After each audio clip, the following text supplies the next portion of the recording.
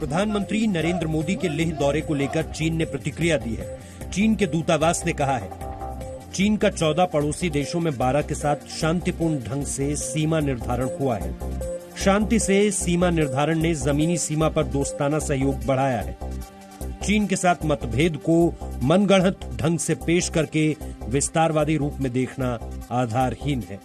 चीन के विदेश मंत्रालय ने कहा, दोनों देशों में सैन्य और कूटनीतिक स्तर पर बात हो रही है। कोई भी पक्ष हालात बिगाड़ने वाले कदम न उठाएं। प्रधानमंत्री नरेंद्र मोदी 15 जून को गलवान घाटी में चीनी सैनिकों से हिंसक झड़प में घायल हुए सैनिकों से भी मिले। लेह के अस्पताल में प्रधानमंत्री को देखकर सैनिकों ने वंदे मातरम के नारे लगाए। प्रधानमंत्री ने सैनिकों से कहा, मैं आपकी वीरता को नमन करने आया हूं। 130 करोड़ देशवासी आपके प्रति बहुत ही गौरव अनुभव है। आपका ये पराक्रम, आपका ये शौर्य और आपने जो रक्त बहाया है हमारे देशवासियों को आने वाले लंबे अरसे तक प्रेरणा देता रहेगा। प्रधानमंत्री ने सैनिकों से कहा, आज आपकी वजह से दुनिया जानना चाहती है कि हमारे सैनिकों की ट्रेनिंग कैसे होती है और आपकी वजह से ही कह पाने में सक्षम हूं कि देश किसी भी शक्ति के आगे नहीं झुकेगा। दुनिया की किसी भी ताकत के सामने न कभी झुके हैं, न कभी झुकेंगे।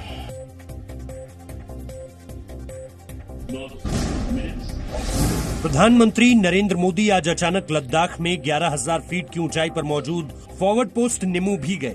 प्रधानमंत्री के साथ सीडीएस बिपिन रावत, सेना प्रमुख जनरल मनोज मुकुंद नरवणे भी थे। यहां उन्होंने भारतीय सेना और आईटीबीपी के जवानों से बात की। इसके बाद प्रधानमंत्री लेह के war memorial hall of fame पहुंचे और शहीद जवानों को श्रद्धांजलि दी। प्रधानमंत्री नरेंद्र मोदी ने लेह पहुंचकर आज चीन को भारतीय सेना के पराक्रम का संदेश दिया। प्रधानमंत्री ने कहा कि लद्दाख हमारा मस्तक है और मस्तक हमेशा ऊंचा रहेगा। प्रधानमंत्री नरेंद्र मोदी ने गलवान में सैनिकों के पराक्रम को नमन किया और कहा कि वीरता ही शांति की पहली शर्त है। आज हर देशवासी का सिर आपके सामने, अपने देश के वीर सैनिकों के सामने आदर पूर्वक नतमस्तक होकर के नमन करता है। आज हर भारतीय की छाती आपकी वीरता और पराक्रम से फूली हुई है। चीन का नाम लिए बिना प्रधानमंत्री ने कहा कि विस्तारवाद का युग खत्म हो चुका है और समय विकासवाद का है। हम वो लोग हैं जो बांसुरीधारी कृष्ण की पूजा करते हैं, तो हम वही लोग हैं जो सुदर्शन चक्रधारी कृष्ण को भी आदर्श मान करके चलते हैं। कांग्रेस ने चीन के मुद्दे पर सरकार को फिर घेरा है। कांग्रेस ने प्रधानमंत्री मोदी पर चीन का नाम लेने से बचने का आरोप लगाया। वहीं कांग्रेस सांसद राहुल गांधी ने ट्विटर पर एक वीडियो शेयर कर कहा है कि लद्दाखी कह रहे हैं कि चीन ने उनकी जमीन ले ली, लेकिन प्रधानमंत्री मोदी कह रहे हैं कि किसी ने हमारी जमीन नहीं ली। साफ तौर पर कोई तो झूठ बोल रहा है। कांग्रेस नेता मनीष तिवारी ने प्रधानमंत्री मोदी के लद्दाख दौरे पर ट्वीट कर कहा कि जब इंदिरा गांधी ने लेह का दौरा किया था, उसके बाद उन्होंने पाकिस्तान के 2 टुकड़े कर दिए थे। अब देखते हैं कि पीएम मोदी क्या करते हैं। वहीं बीजेपी अध्यक्ष जयप्रकाश नड्डा ने लेह में प्रधानमंत्री मोदी के सैनिकों के संबोधन पर कहा है, प्रधानमंत्री मोदी ने 130 करोड़ भारतीयों की भावनाओं को शब्द दिए। केंद्रीय मंत्री मुख्तार अब्बास नकवी ने राहुल गांधी को घेरते हुए कहा कि उनके जैसे लोग खुद का बंटाधार कर रहे हैं। ऐसे लोग जो है वो शर्मिंदगी भरी बातें कर रहे हैं। राहुल गांधी जी जैसे लोग, इनको समझ में नहीं आ रहा है कि क्या कर रहे हैं, खुद अपना बंटाधार कर रहे हैं। पाकिस्तान के पंजाब राज्य में ट्रेन हादसे में 29 लोगों की मौत हो गई। मारे गए लोगों में ज्यादातर सिख यात्री हैं। ये सभी लोग गुरुद्वारे सच्चा सौदा से लौट रहे थे। हादसा शेखुपुरा के फरूखाबाद में बिना बैरियर वाली रेल क्रॉसिंग पर हुआ, जहां पर पैसेंजर ट्रेन और वैन में टक्कर हो गई। प्रधानमंत्री मोदी ने शोक जताया है। प्रधानमंत्री ने ट्वीट किया, पाकिस्तान में सिख तीर्थ यात्रियों के दुखद निधन से दुखी हूं। दुख की इस घड़ी में मेरी संवेदना उनके परिवारों और दोस्तों के साथ है। घायल तीर्थयात्रियों के जल्द ठीक होने की कामना करता हूं। भारत में कोरोना की पहली वैक्सीन को 15 अगस्त को लॉन्च किया जा सकता है। Indian council of medical research और भारत बायोटेक मिलकर कोरोना की वैक्सीन बना रहे हैं। आईसीएमआर ने अस्पतालों और एजेंसियों को 7 जुलाई से वैक्सीन के क्लिनिकल ट्रायल पर काम करने के लिए कहा है और ट्रायल जल्द पूरा करने के निर्देश भी दिए हैं।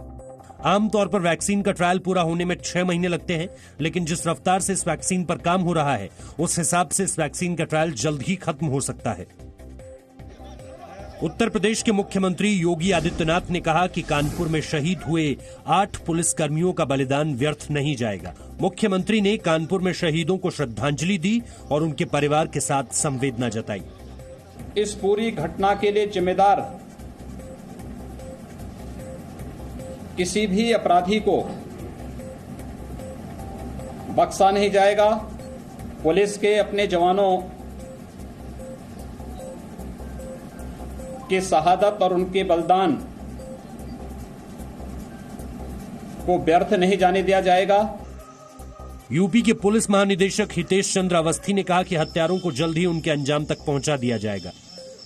हमने सारे ऑफिसर्स को वहां लगा रखा है और एक बहुत विशद ऑपरेशन न केवल एक जिले का वरन आसपास के सभी जिलों का, पूरे जोन के जिलों के लोगों को मोबिलाइज करके कर रखा है।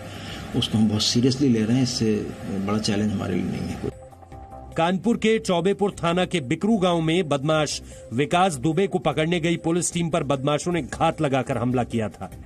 बदमाशों ने पहले जेसीबी लगाकर पुलिस का रास्ता रोका, फिर छत से गोलियां चलाई, जिसमें 1 डीएसपी, 3 सब इंस्पेक्टर और 4 पुलिस कांस्टेबल शहीद हो गए। 7 पुलिस वाले अभी घायल हैं। पुलिस ने हमला करने वाले 2 बदमाशों को मार गिराया है। चीन के सामानों के बहिष्कार को लेकर जी न्यूज की मेड इन इंडिया मुहिम को पूरे देश से समर्थन मिल रहा है। दिल्ली के 2 सबसे बड़े इलेक्ट्रॉनिक मार्केट भागीरथ प्लेस और लाजपत राय मार्केट में चीन के सामानों की बिक्री में कमी आई है। बिल्कुल नहीं, मैं ज्यादा रेट पे इंडियन टीवी लूंगा, लेकिन मैं लूंगा नहीं चाइनीज कोई सामान लूंगा नहीं। दिल्ली के अलावा देश के दूसरे शहरों में भी जी न्यूज की मुहिम को जनता से समर्थन मिल रहा है। मुझे काफी अच्छा लगा है आप लोगों का विरोध करने का तरीका जो है, मिस कॉल देना है और एक अपना बताना है कि हाँ हम चीन के खिलाफ है। मैं जी न्यूज का मुहिम में शामिल हूँ और देश के जवान सीमा में विरोध कर रहे हैं। अब मैं मिस कॉल दे करके विरोध कर रहा हूँ चीन का। कोलकाता, जम्मू, पटना समेत मुंबई में लोग चीन के सामानों के बहिष्कार के लिए जी न्यूज को मिस कॉल दे रहे हैं। मुहिम शुरू होने से लेकर अब तक 52 लाख से ज्यादा मिस्ड कॉल्स आ चुकी हैं। अगर आप भी मेड इन इंडिया मुहिम का समर्थन करते हैं तो आप अपने मोबाइल को हथियार बनाइए और हमारे मोबाइल नंबर 7834998998 पर मिस्ड कॉल कीजिए। Presenting B News app available on Google Play and App Store. Download it now.